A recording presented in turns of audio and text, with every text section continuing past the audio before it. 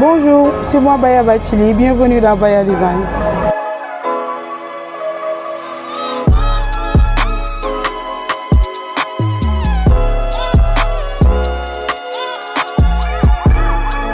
Je suis juddoo banlieue, màggee banlieue, yaroo banlieue. À l'école tout le temps dama doon xeex chaque jour te góor ñi rek laa daan xeexal. Donc tout le temps dañuy convoqué sama papa école et à la fin nag mu sonnoon si mar tout le temps ci ay convocation mu dugal ma benn salle bu nekkoon à côté Ogojo taekwondo. Donc ci laa commencé di def taekwondo juste pour bàyyi xeex bi. Avant mon père voulait que ma nekkoon benn femme de tenue et moi aussi c'est ça que je voulais. Mais bon, et après je me suis fait persuader par mon passion.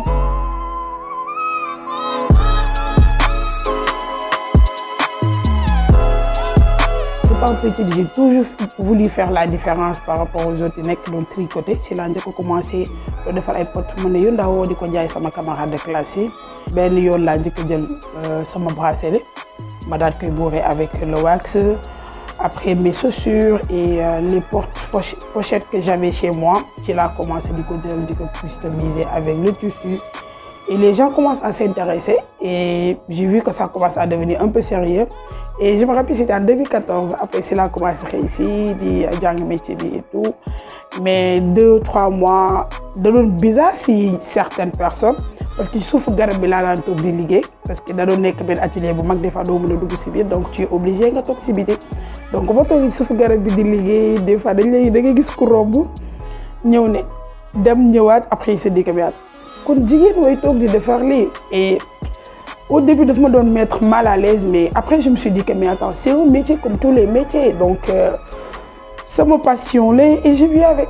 Au début les gens ne croyaient pas que c'est moi qui le faisais exactement parce que je me rappelle un jour un ami m'a dit que est-ce que yow yaay defar bagage yi ma ne ko bien sûr que man maa koy defar donc c'est là commencé di ko poster des fois may def des petits lives sur Facebook. Et par la suite, c'est la Tassentek Khalil Cissé, je le salue de passage, sur les réseaux. Bon, envoyez-moi un jour message, je me rappelle, dis-moi like si je suis une femme cordonnière ou pas.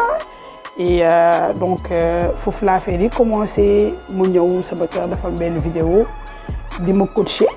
Vidéo avant coacher bi vidéo bobo dafa amone ben ampleur bu mu amone les gens commencent à découvrir qui est Baya Design et qu'est-ce qu'elle fait et c'est quoi la marque de Baya Design.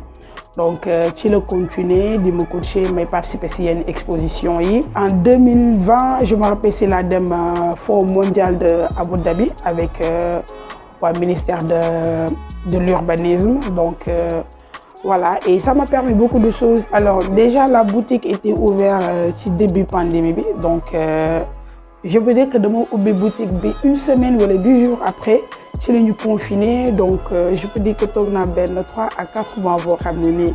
La boutique était fermée et c'était vraiment difficile parce que location et tout, je vais faire une semaine de la boutique. Mais il m'a nous pousser à ce que je donne des ventes en ligne. Donc je peux dire que vente en ligne, nous sauver aussi. On fait des chapeaux, des porte-monnaies, porte-documents, sets de bureau, des carnets de notes, des chapeaux customisés. On fait tout ce qui est maroquinerie et coordonnées et surtout la customisation avec nos tissus africains comme le bogolan, l'épi indigo, le cocodunda, le wax, le treillis. On utilise tous les tissus et avec le cuir. Dañuy defar sac, dañuy defar pochette, dañuy defar dàll talon. Dañuy defar chaussures fermées comme nga am sa benn dàll boo xam ne dafa perdre vie. Beaucoup indé aussi dañ koy defaratal ba mu beesaat encore loo xam ne ni ci bureau lay jëm ay set de bureau dañuy defar ay carnet de notes que ça nga bëgg en tissu wala en cuir voilà on fait tout. Alors déjà li ma gën a neex ci métier bi mooy nit ñi tawuñu di gis jigéen buy def métier bi bokk na li ma gën a neex ci sama métier.